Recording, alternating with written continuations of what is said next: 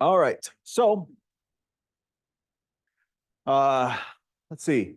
Today's class, we're talking about 14.6, which is about directional derivatives and gradients. I suspect that this class, well, I hope anyway, is about the same level difficulty. I mean, it's certainly different stuff, but about the same level difficulty, I would say, as last Friday's class about the chain rule. So I hope that overall this will be a pretty happy class. The last couple sections in this chapter, though, the difficulty does increase. So 14.7 and 14.8. And so 14.7, we do get 2 days over it, so that's nice. But these are going to be talking about mins and maxes. So 14.7 and 14.8 are going to be solving how do we find local and absolute mins and maxes in 3D space, rather than back in Calculus 1, we did those in just 2D. You have a quiz on Thursday. Because we didn't have a quiz last Thursday, we've accumulated quite a few sections, as you've seen, right? We've had 14.1 through 14.5. We'd had that extra section about parametrizing surfaces. That was 16.6, as it was called in the notes. So we have quite a few sections already. And so this quiz kind of breaks the rule, I would say, right? Normally, the quiz covers up through the Monday's stuff, today's class, right? So that's 14.6 here. But if you read on the announcements and if you go into the D2L quizzes folder and whatnot, you'll notice that actually this section right here, 14.6, is not on our quiz on Thursday. So we're gonna hold off on that. We have enough material already, and we're gonna have this content here be on our quiz the following Thursday. And we'll have a quiz about 14.6, 14.7, and 14.8. So that's kind of some of the administrative stuff. So again, the quiz this Thursday, this stuff won't be on here, but everything before that, 14.1 through 14.5, and then 16.6 is all fair game. All right, any questions before we get into the math? Yes.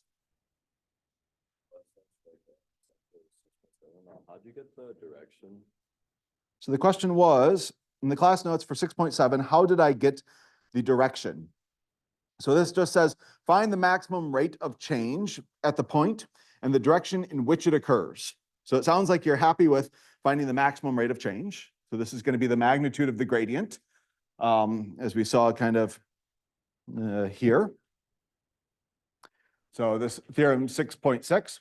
But then it also goes in and says that it occurs in a particular direction. So not only what is the maximum rate of change, or what is the maximum derivative, essentially, but in which direction it occurs. And so in this case, you can see it occurs in the same direction as the gradient vector itself.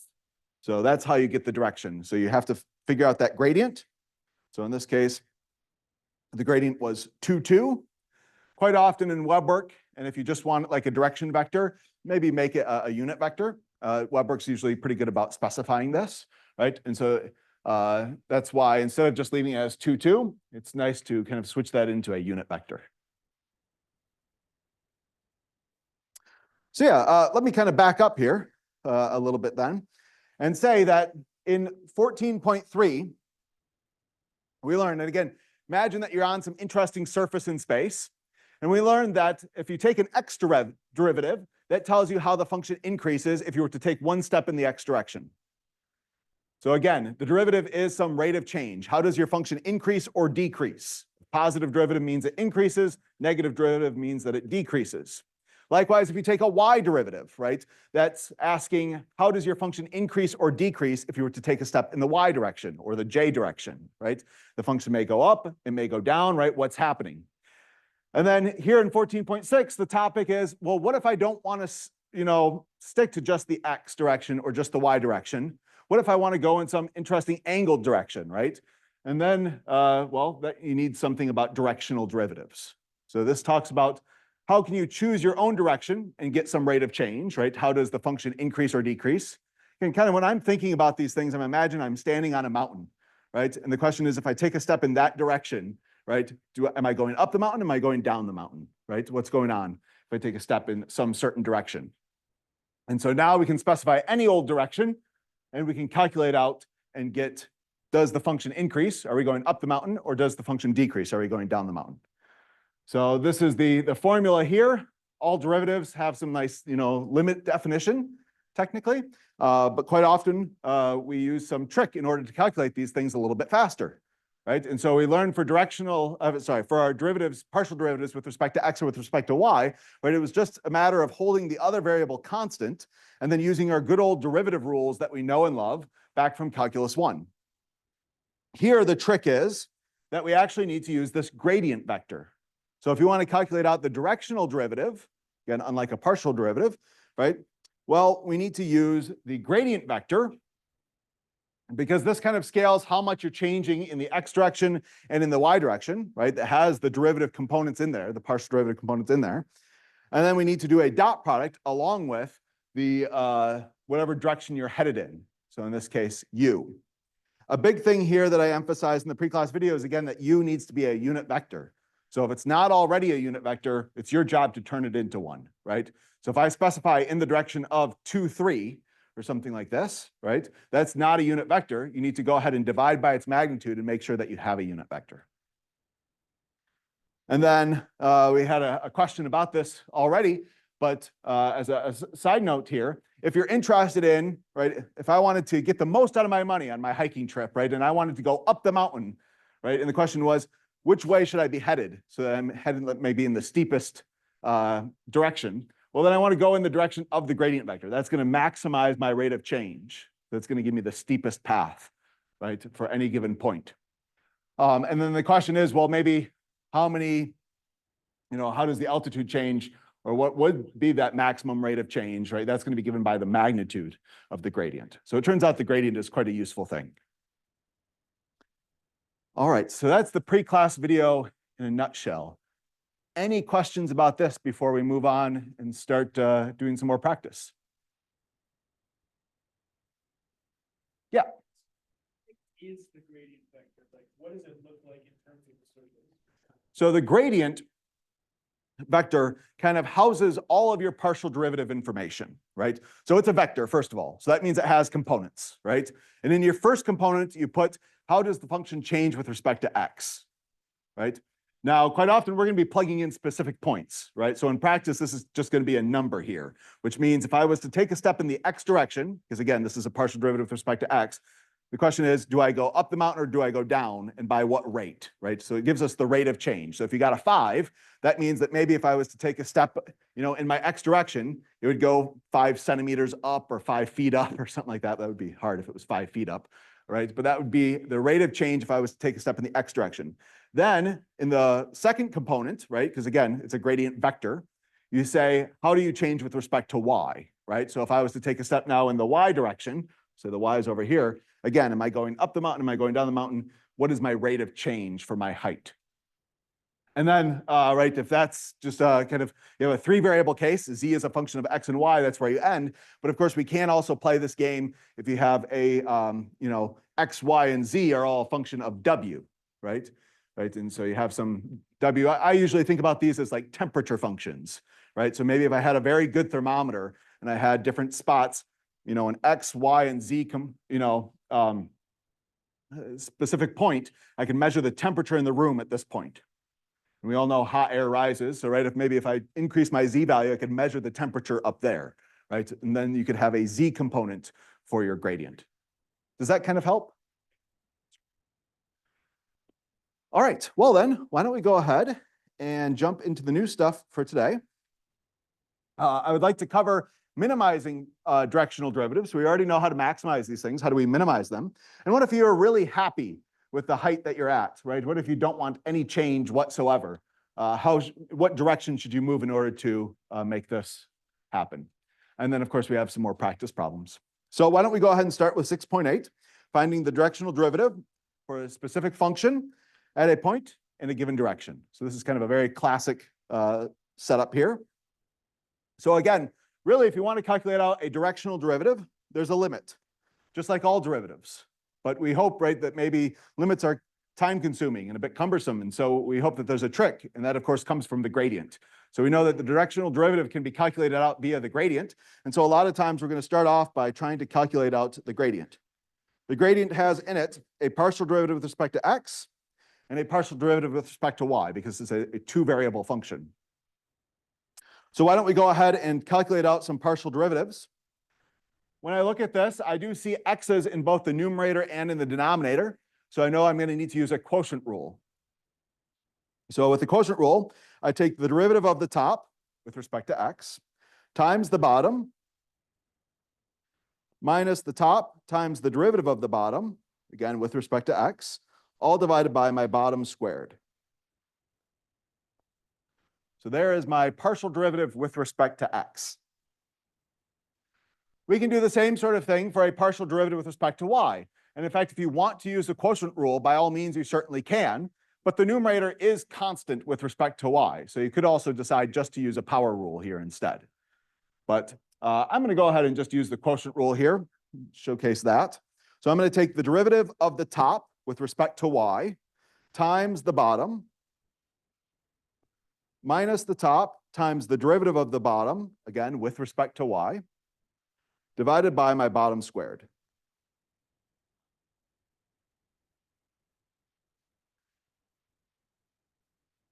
All right. Now, the next thing is that we're, I mean, this is true for the entire, interesting surface that is F. But of course, we're interested in information about how we're changing at a particular point, right? I'm standing at a point on the mountain. So I need to go ahead and plug in that information. So I need information about the point 1, 2. How is the function changing at this point 1, 2? So I'm going to go ahead and plug in everywhere I see an x, I'm going to plug in a 1. Everywhere I see a y, I'm going to plug in a 2. So I think what we get 5 minus 2 times 1 squared divided by, let's see, 2 squared plus 1 squared, that would be 5, but then I need to take all of that and square it. In my next spot, I have 0 minus 2 times x times y, so it's going to be negative 4. And then just as before, 1 squared plus 2 squared is 5, and I need to take that and square it. So after all is said and done, I have 3/25 and negative 4/25. So this on its own tells me if I was to take a step in the x direction, I go up by 3/25. And if I was to take a step in the y direction, I go down by 4/25, because that's the x derivative and the y derivative in those components. Now, ultimately, I am interested in what if I go in some interesting direction, right? Not in the x direction or in the y direction, but in the direction, well, at some angle, right? 3 in the x and 5 in the y. So that's where we're going to use our dot product here. So I'm going to take 3/25, negative 4/25. I'm going to do this slightly wrong here, and you can yell at me here in just 1 second. And I'm going to have, 9/25 minus 20/25 to give me a final answer of negative 11/25. So this is not the correct answer, like I mentioned. Can anyone tell me, what did I do wrong? I didn't get a unit vector. That's exactly right. So in order for this theorem to work, we need our direction vector to be a unit vector. So in this case, 3, 5, we can probably see very quickly that this is not a unit vector. Let's see how long it is, right? So I'm going to go ahead and take the magnitude of our vector here. And I'm going to have 9 plus 25. So that's going to be √34. So this is a vector close to length 6.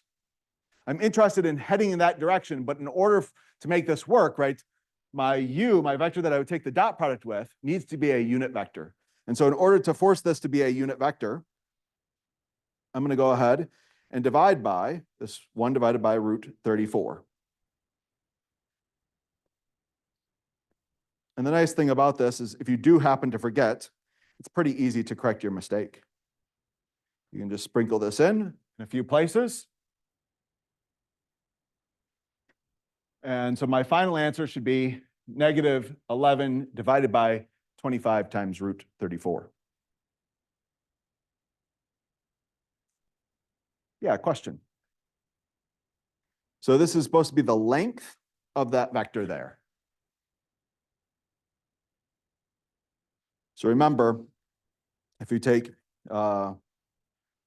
any old vector and you divide it by its magnitude, this is a unit vector now in the same direction as v, of v.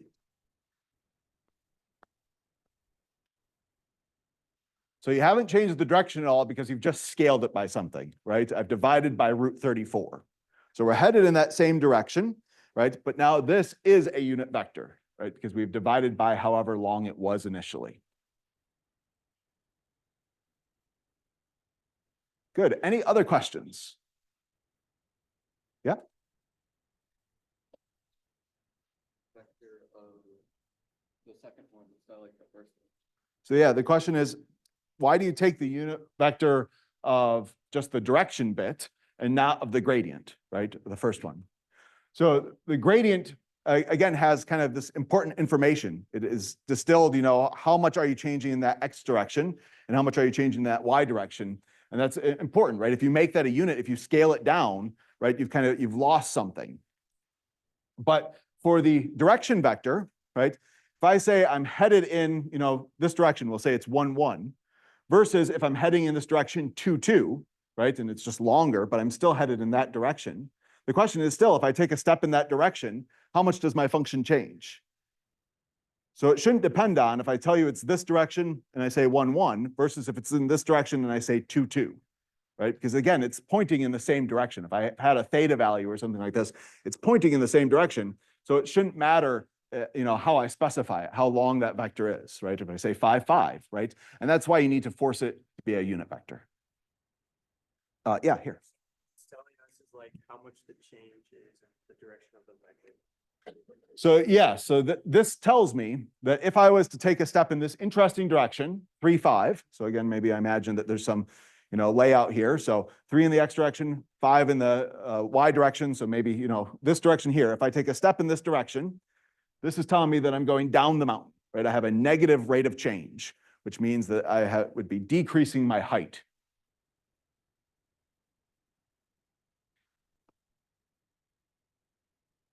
All right, it's good. Well, why don't we go ahead and try another one? I'd like to find the maximum rate of change for this function at the point 1, 0, 1. And the question also is, in which direction does it occur? So this is where we need to use that theorem. I think it was like 6.6 or something like this.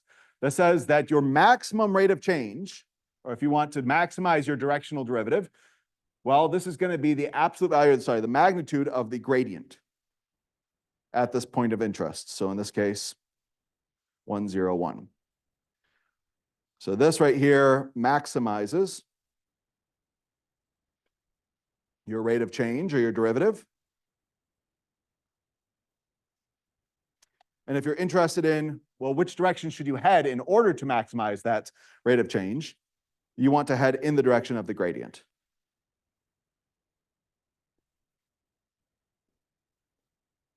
So again, that came from that theorem in our pre-class video. So why don't we go ahead and calculate these things out? So if I was to first calculate out my gradient of f, I need to take a partial derivative with respect to x. So let's see, the derivative of sine is going to be cosine, leave the inside alone. Then multiply by the derivative of the inside, again with respect to x. So it's going to be 1y. And the derivative of z with respect to x is going to be 0. Again, this function here has 3 independent variables, x, y, and z. Next up, my y derivative. Take the derivative of sine, that's cosine, multiply by the derivative of the inside. Again, I'm taking a derivative with respect to y now, so that's going to be 1x. And then finally, a derivative with respect to z. So the first piece, sine of xy, doesn't have any z's in it. It's constant with respect to z. So when I take its derivative with respect to z, I get 0. And then the derivative of z with respect to z is going to be 1. I need to plug in this particular point. Oops, forgot to include that. 1, 0, 1.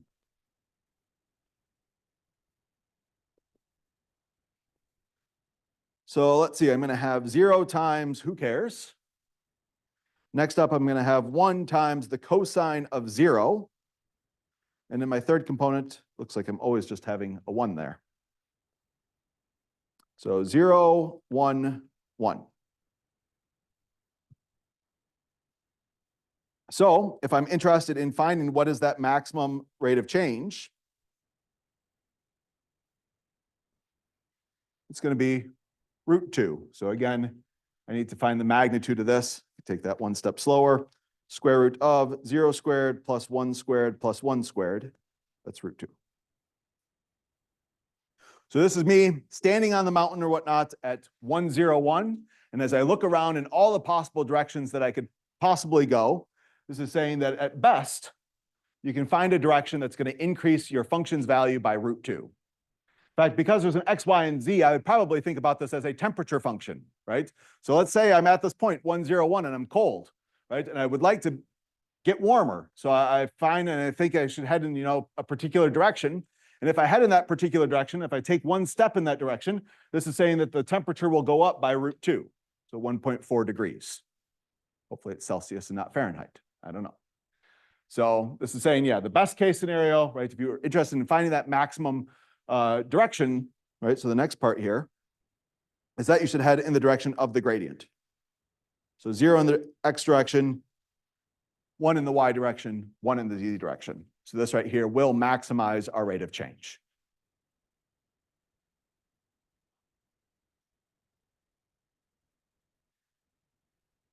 All right. Any questions on this one here?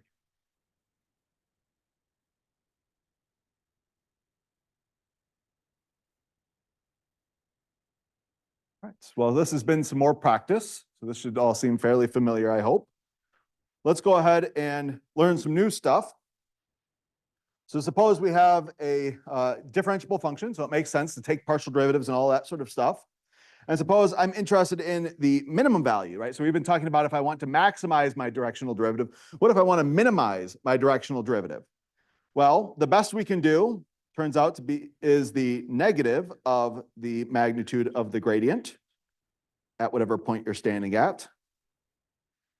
And it occurs when u is in the opposite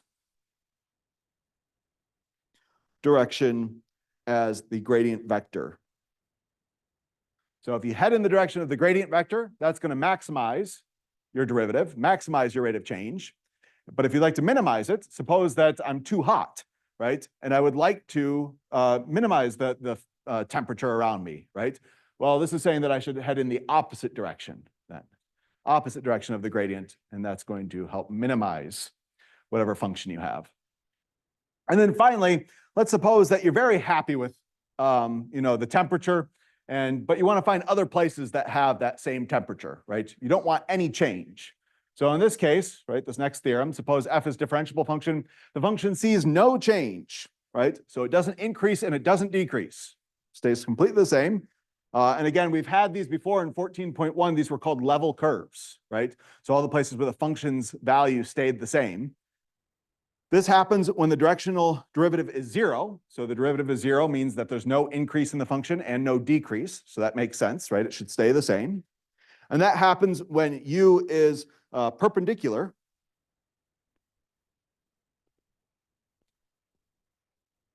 Or we could say orthogonal or normal or all these sorts of other words, but perpendicular we'll say, to the gradient vector.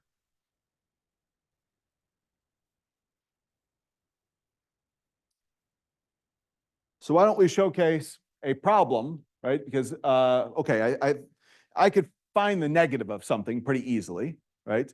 But how do I find a vector that's perpendicular to another vector, right? So this may require a little bit of work, so that's what I'd like to focus on next. But we have a quick question, yes?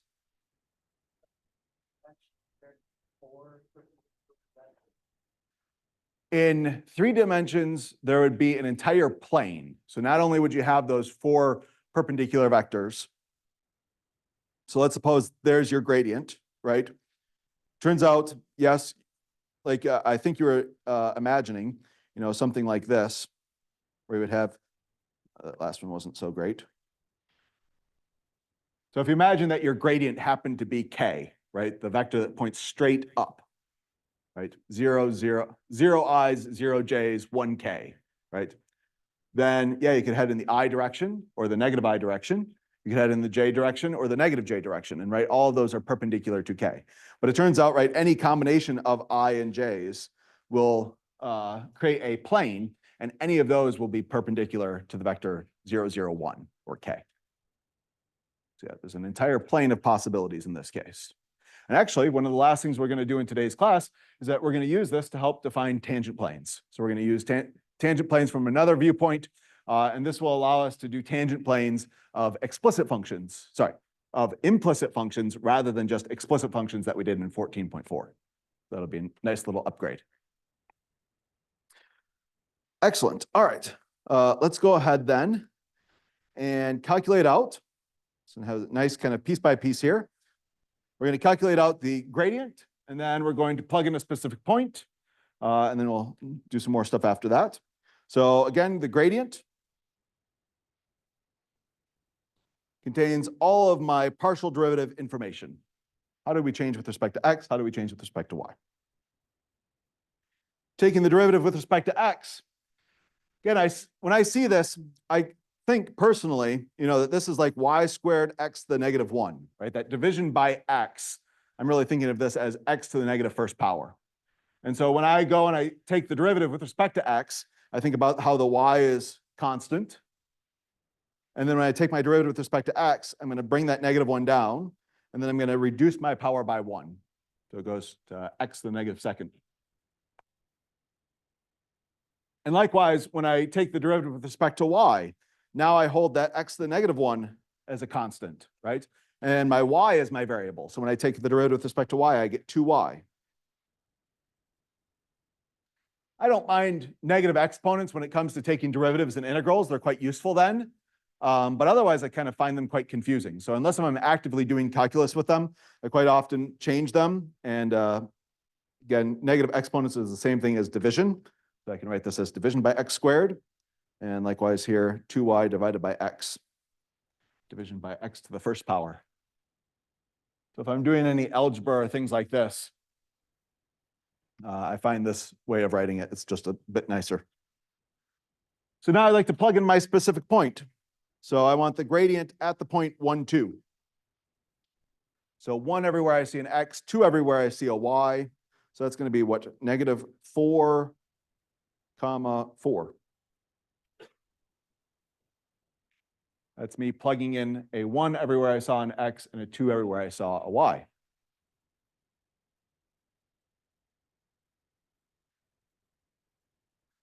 All right, next part, find the rate of change for our function at this point in the direction of u.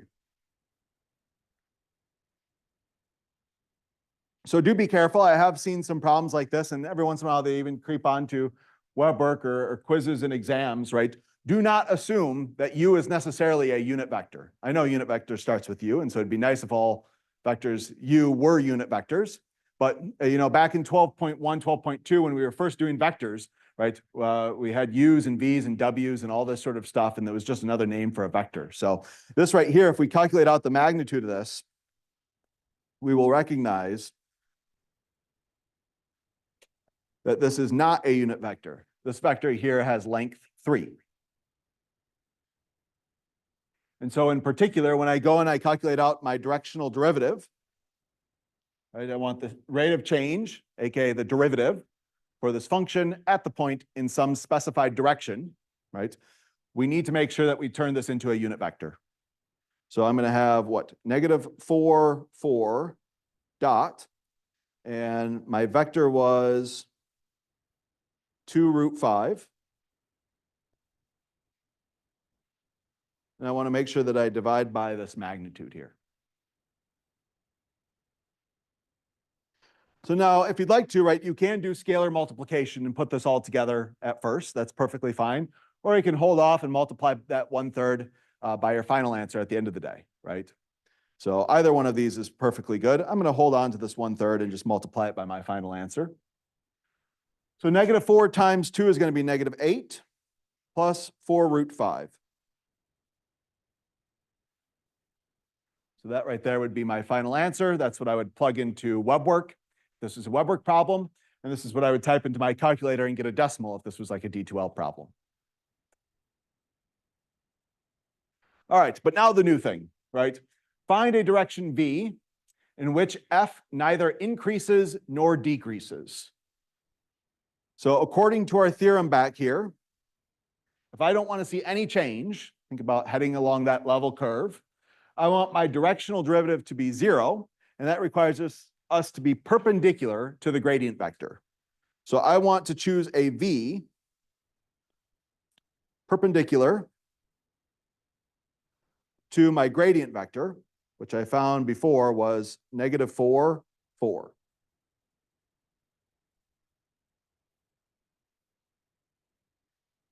So can anyone give me a direction that is perpendicular to -4, 4?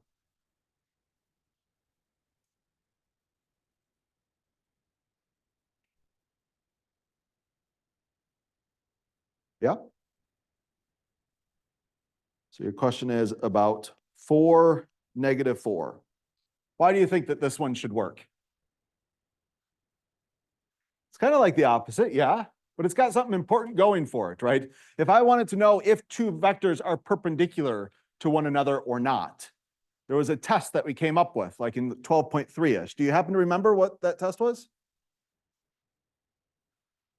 It's close, yeah. So I mean, you need to take a dot product, and if that dot product is what? Yeah, 0, right? So if the dot product is 0, then the two vectors are perpendicular to one another. So we could check here, if you take 4, -4, and if you dot that with -4, 4, let's check it, and we're going to get, -16 minus 16. So, all right, this one, it didn't quite work out, but I think we could probably modify it only slightly and get something that does work. Do you have a suggestion here? 4, 4. Yeah, so why don't we go ahead and make this here positive. And now when we multiply this together, right, we have -16 plus 16. And so this is going to give us 0. So indeed, those two vectors are perpendicular. And so this would be a fine choice for V. Notice that it does say a direction V that is perpendicular. It can't really say the direction V, right? There are plenty of other answers. For instance, 1, 1 would work perfectly well. -1, -1 would work perfectly well, right? -13, -13 would work perfectly well. So there are lots of directions that you could write down here. They're kind of all pointing in one of two directions, but that are perpendicular to our gradient vector. Now, a bit of a silly one. I'm surprised usually people like to say this. 0, 0, right? 0, 0 is, I guess, by this definition, perpendicular to everything, right? Because when you take a dot product with it, you're going to always get 0 here. And so quite often on web work or quizzes and exams and stuff like this, they will specify a non-zero vector V, or they will specify a unit vector V, right? So either one of those would be some easy additional instructions that you could write down that would mean you can no longer include 0, 0.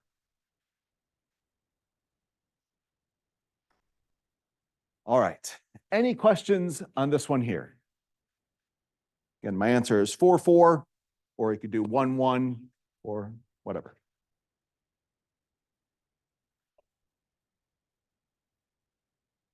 All right. Well, let's do this a little bit more conceptually then. I haven't told you what F is in this case. I've only given you a picture, right? This is a picture of the contour plot or a picture of the level curves of F. And my question is, suppose I'm standing at P here, and I would like to know the direction in which the function increases fastest. So here's my picture. This is what it looks like.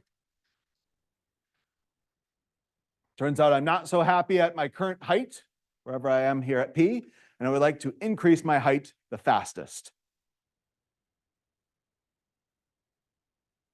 So again, this is awfully conceptual problem, I would say. Let me give, pretend that this is a multiple choice problem. I'll say, we could head in direction A, direction B, direction C, or direction D.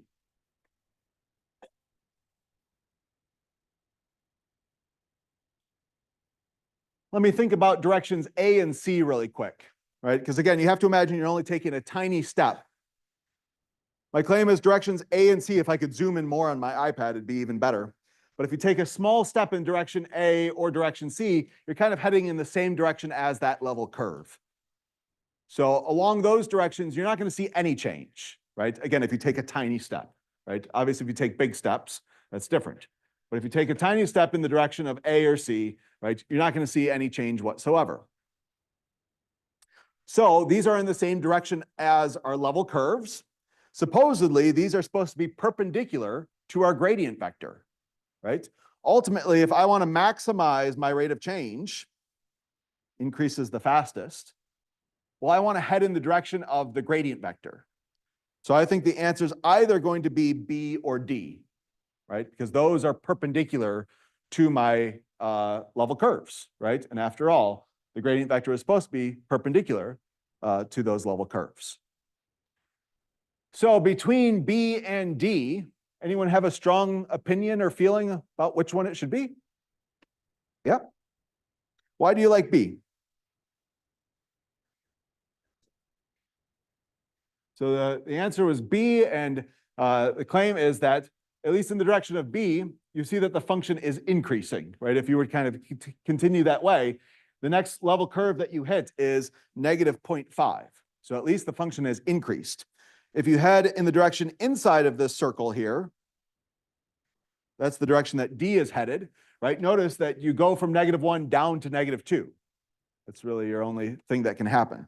So it looks like you're more interested in being outside of this circle out here, because this is where it seems to hopefully take on bigger values. At least we know it hits to this negative 0.5 here.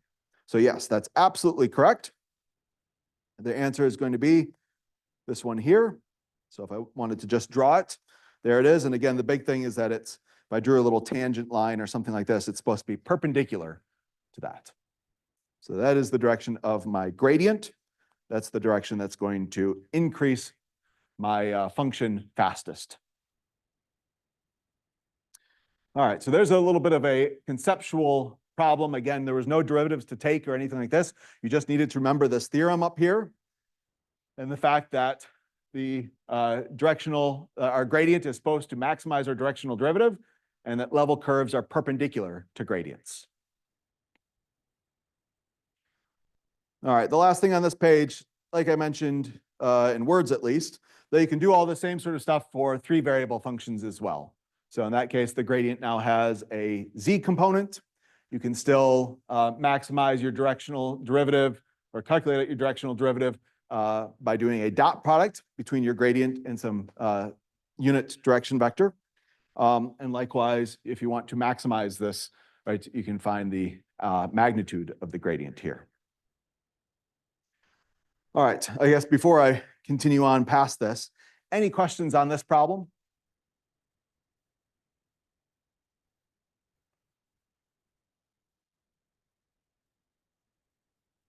Okay.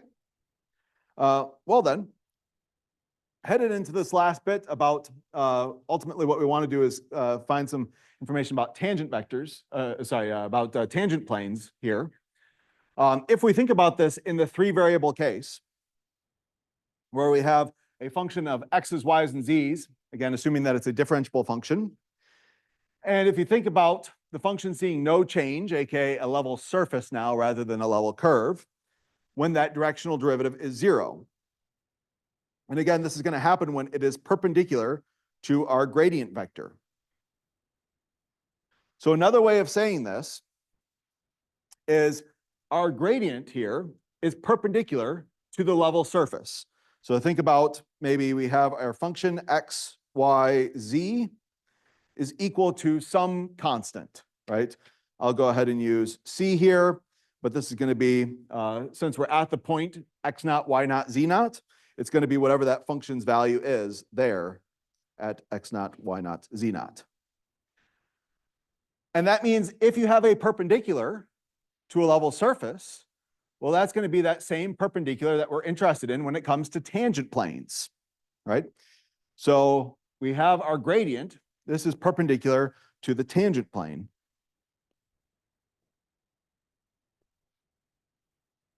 And therefore, we have another way of calculating out the normal vector, right? Normal vectors are perpendicular or orthogonal to the tangent plane.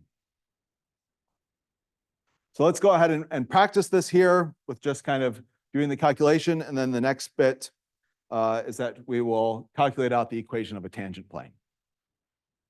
That's where we'll end. So find a vector perpendicular to this level surface at 1, 1, 1. So again, notice here, if you plug in 1 for x, 1 for y, 1 for z, right, you get out 3. So this right here is the function's value at 1, 1, 1. So that's this little bit here about, right, I said the f of x, y, z should be equal to a constant, and that can't be any old random constant. It has to be the constant equal to the function's value at this point.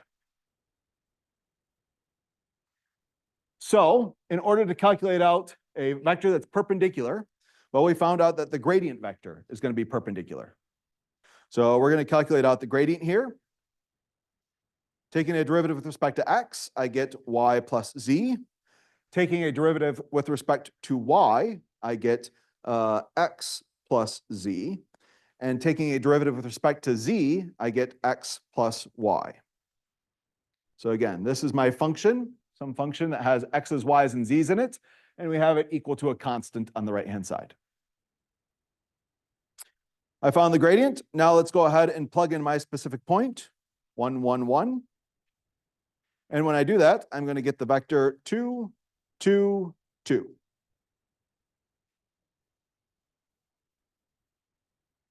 So this vector right here is a vector that is perpendicular to our particular surface. That is my final answer. Again, it just says find a vector. So there's one. If it said find a unit vector, sure, I could divide this by its magnitude.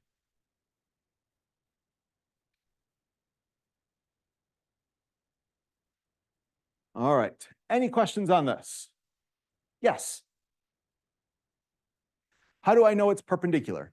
So yeah, this right here, this equation is for a level surface for our function. So if I say I have a function, f of x, y, z, xy plus xz plus yz. And again, if you plug in different x and y's and z's, right, it'll output all sorts of values. However, we're interested in when does this equal 3? So at this point, rather than having a level curve, right, because there are x's, y's, and z's, right, for level curves, there are only x's and y's. Then we can draw them in the xy plane, and we did that a lot in 14.1. But since there are x's, y's, and z's, this right here is going to be a level surface. This is all the places that satisfy my function is equal to 3. So now that we have some function and we're interested in a level surface, well, we found out that our gradient vector is perpendicular to these level surfaces. In the same way that when we did this in 2 dimensions, right, we found out that in 2 dimensions, right, the gradient is perpendicular to level curves. So now we're just playing the same sort of game, but in 3 dimensions. So rather than level curves, we have to say level surfaces. So that's how we know that the gradient vector satisfies that it is perpendicular to this level surface. All right, good. Well, let's do this last page here. So like I said, now that we have this information, we can formalize this and have a new way of finding tangent planes. So if you're interested in a tangent plane, again, ultimately it is a plane. So we're going to have some x times x minus x naught plus b times y minus y naught plus c times z minus z naught equals 0. That's what all of our planes look like, at least in standard form.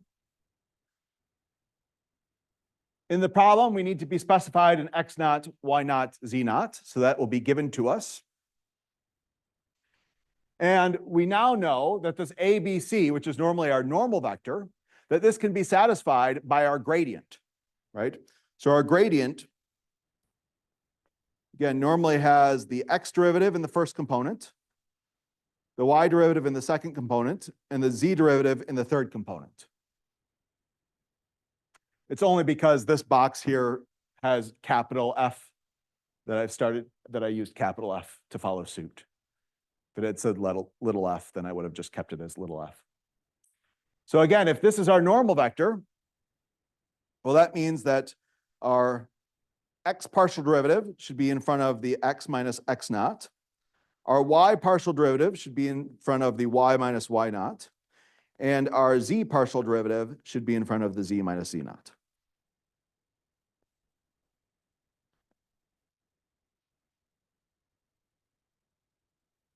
And as I mentioned in 14.4, we had this problem, right? We've solved this problem once already. It was a bit of a pain because back then in 14.4, I only knew how to do this if I had a z equals. Now, my claim is with this, I can solve it with implicit functions or implicit equations here, where we have all of our x's, y's, and z's on one side and a constant on to the other side. And in fact, we can do this much faster than we did originally in 14.4. So again, starting off, our tangent plane equation is going to have some a times x minus x naught plus b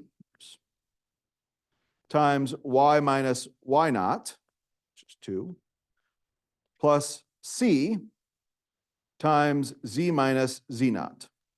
This should all sum together to give 0. So again, I've plugged in my specific point here, which gives me the x naught, y naught, z naught. We also know from this box that these coefficients, these a's, b's, and c's, these are actually our partial derivative. So the only thing that's left is to go ahead and calculate out our partial derivatives. And again, we should be plugging in this point, 1/3, 2, 2. So let's go ahead and calculate out my x partial derivative. That's going to be 2x. And so if I plug in this point, we get our partial derivative is going to be equal to 2/3. Again, this partial derivative is good no matter where you are on the surface, right? But we're at the particular point 1/3, 2, 2. So we're going to be plugging in those numbers. Take a derivative with respect to y. I get 2/9 y. Again, I'm up here. That's where my f is. If I plug in my specific value, I'm going to have 2/9 times 2. That's going to be 4/9. And finally, if I take a partial derivative with respect to z, 2/9 z. And if I plug in 2, again, we're going to get 4/9. So my final answer here is 2/3 x minus 1/3, 4/9 y minus 2, and 4/9 z minus 2. That should be equal to 0. And if you go back into your notes from 14.4, we'll need to rearrange because I believe that one was solved z equals. But these equations map the exact same plane. If we just simplify this, we do get the same answer as we did in 14.4. So, all right. Well, I see that we are out of time. This bit here is just for a normal line. It's the same sort of deal. When you have a normal vector, you can either make a plane out of it or you can make a line out of it. So I'll post the solutions to this on D2L by 4 o'clock today. So you can go ahead and take a look at those. All right, I'll stick around if you have any one-on-one questions. Otherwise, I hope you have a great rest of your day. And I will see you on Wednesday. We'll start talking about mins and maxes.